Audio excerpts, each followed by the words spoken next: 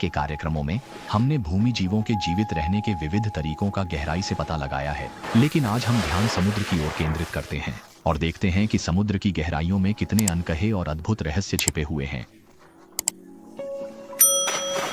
समुद्र को देखकर हमारा मन अशांत हो जाता है। नजदीक से लहरों की चमक, दूर से धुआं फैला हुआ है। कभी कभी हल्की हवा चलती है और छोटी छोटी लहरें उठती हैं। चाहे मौसम कैसा भी हो, वह हमेशा अत्यंत शांत और स्थिर रहता है। दरअसल यह ह्वाजोंगजिंग नहीं है, लेकिन इस ताजगी भरे दृश्य के पीछे हमें छूने में कठिनाई होने वाला समुद्र है, जो अपनी लहरों के द्वारा एक अनोखी कहानी बयां करता है। यहाँ एक सिर वाला किट के परिवार का दिलचस्प और विविध जीवन होता है। नमस्ते, मैं लाउली हूँ। आप जो देख रहे हैं वह वन्य जीवों की दुनिया का वास्तविक डॉक्यूमेंट्री भाग 6 है। इस एपिसोड में आइए हम समुद्र की गहराइयों में जाएं, समुद्री दुनिया का अन्वेषण करें। नर स्पर्म व्हेल की लंबाई 11-20 मीटर, मादा की लंबाई 8.2-18 मीटर है। वयस्क वजन 25-45 टन होता है। जन्म के समय इसकी लंबाई लगभग 4 मीटर और वजन लगभग 500 किलोग्राम होता है।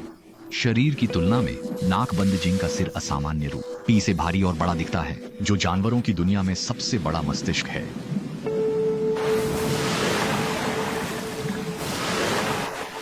एक कशालोट परिवार गहरी नींद में सो रहा है। उनकी मुद्रा ऐसे लग रही है जैसे वे एक अद्भुत मूर्ति बन गए हों। एक 6 महीने का नवजात व्हेल पहले से ही जाग गया है। यह व्हेल उनके समूह के उज्जवल भविष्य के लिए एक महत्वपूर्ण आशा का प्रतीक है। इस दौरान वह परिवार के अस्तित्व के तरीकों, शिकार करने का तरीका, कब शिकार करना है आदि सवालों को धीरे धीरे सीखेंगे। जैसे हम रिसियन गिबोरन बच्चे के समान होते हैं। कुछ मछलियों का समूह अपने परिवार से बना है, लेकिन पूरे व्हेल समूह के बीच एक समान भाषा होती है। उनकी बातचीत धड़कन की तरह लगती है, जो सांकेतिक संकेतों और ध्वनियों के माध्यम से होती है। मास्टर व्हेल अपने विशाल सिर में भरे हवा के थैली से विशेष ध्वनि निकालती है।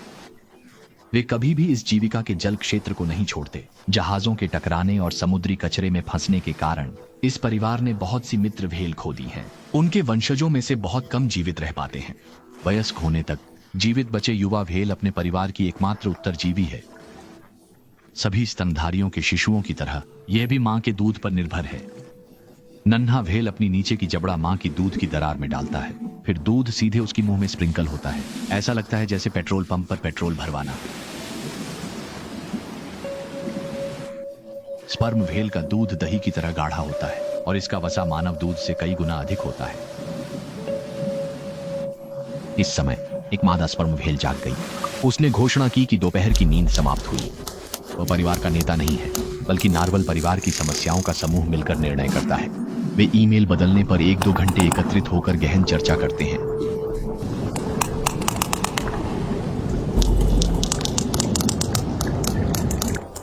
नवजात बेबी का बीजिंग में कुछ कहने का अधिकार नहीं है। वह केवल 6 महीने का बच्चा है, इसलिए वह केवल सुन सकता है। लगता है सालों का ख्याल रखा। सुगंध के बारे में सहमति बन गई है। शिकार पर जाने का समय है।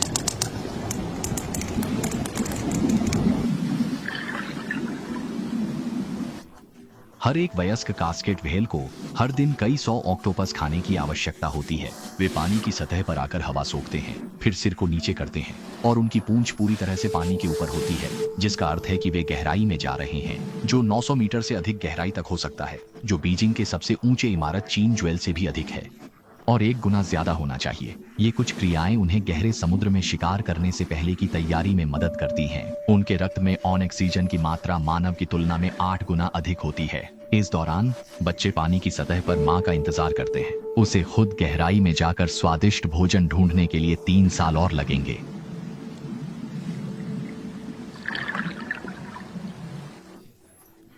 अब वह समुद्र की सतह पर अकेला तैर रहा है। परिवार के सदस्यों के लौटने का इंतजार कर रहा है। इस समय इसकी आवश्यकता नहीं है। उसे चिंता है कि वह परिवार से बिछड़ जाएगा, क्योंकि वह अपनी मां की शिकार करते समय की आवाज का पता लगा सकता है और वह परिवार के किसी भी सदस्य को कभी भी बुला सकता है, जैसे एक रेडियो उपकरण, सूचना को एक दूसरे के बीच सरलता से पहुंचाना।